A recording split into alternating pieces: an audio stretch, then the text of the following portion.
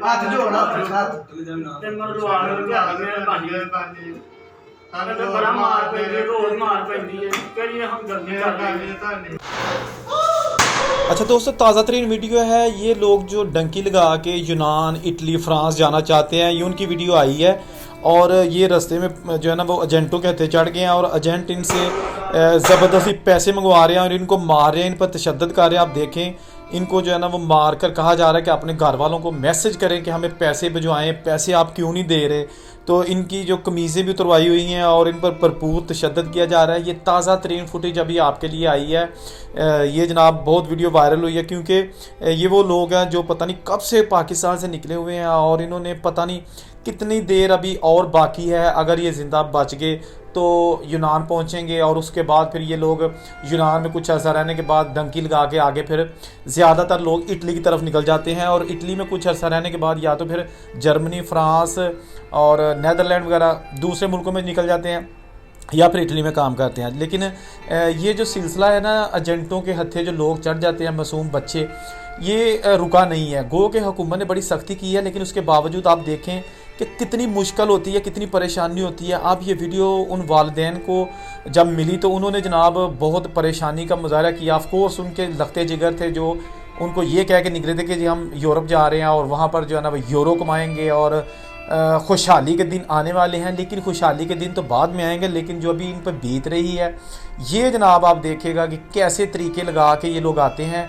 ये कसूर इन लोगों का भी है, इन बच्चों का भी है जो एजेंटों के हथे चढ़ जाते हैं और जमा पूंजी भी अपनी सारी गंवा देते हैं। और बहुत सारे ऐसे लोग हैं जो रास्ते में बेचारे मर भी जाते हैं और उनको ऐसे ही फेंक के लाशें आ जाते हैं। बहुत सारे लोगों से मेरी यहाँ पे फ्रांस में बात हुई, मैं भी फ्रांस में अभी हूँ, और मैंने पूछा जो डंकी लगा के यहाँ आए हैं तो सब ने यही कहा कि ऐसे ही है जैसे मौत के मुंह से निकल के आना होता है। यानी कि कोई आसान काम नहीं है। रास्ते में जब मर्जी आपको जो मर्जी मारता है, पुलिस पकड़ ले वो भी मारना शुरू कर देती है। बॉर्डर एक दूसरे का क्रॉस करे वहाँ पर बॉर्डर वाले पकड़ लेते हैं, वो मारना शुरू कर देते हैं। लड़कियाँ बहुत ज़्यादा डंकी लगाती हैं, साथ लड़कियाँ भी होती हैं और लड़कियों के साथ वो जिनसी तल्लुकात भी कायम करते हैं और उनके साथ ज़्यादती भी करते हैं। वो नहीं देखते कि ये किस मुल्क की है और किस एज की है। जो भी उनको मिलती है वो उसको जो है ना वो जो बॉर्डर वाले हैं ना उसके साथ ज़्यादती करते हैं। इसके साथ साथ जो अभी डंकी लगाने का सिलसिला ना, इसमें मज़ीद तेज़ी आ रही है।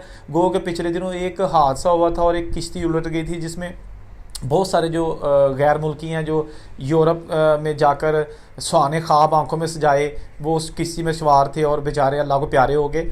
उसके बावजूद अभी ये सिलसिला रुका नहीं है और बहुत सारी जेलें रास्ते में जो है ना वो ईरान पहुंचने से पहले वो इन गैर मुल्कियों से भरी पड़ी हैं जो एजेंटों को पैसे भी देते हैं, उसके बावजूद पहुंचने की कोई गारंटी नहीं होती।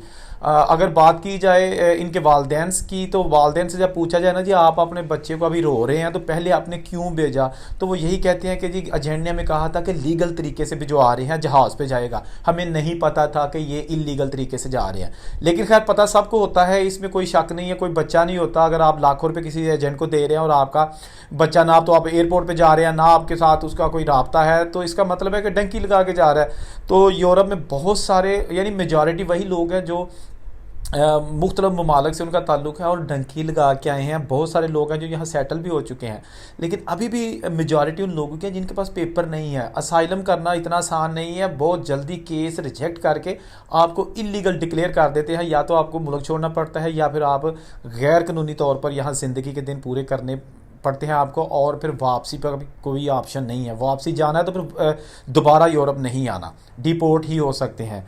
तो एनीवेज़ ये जो अभी फुटेज आपने देखी है ये ताज़ा तरीन फुटेज आई थी, तो मैंने कहा जनाब आपको दिखा दूं। उन वालिदैन के लिए भी लम्हा फ़िक्रिया है कि आपके जो बच्चे जाते हैं देखें उनके साथ रास्ते में क्या सलूक होता है। ये तो एक वीडियो आ गई, एजेंटों ने भिजवा दी कि जी पैसे भिजवाएँ पैसे भिजवाएँ।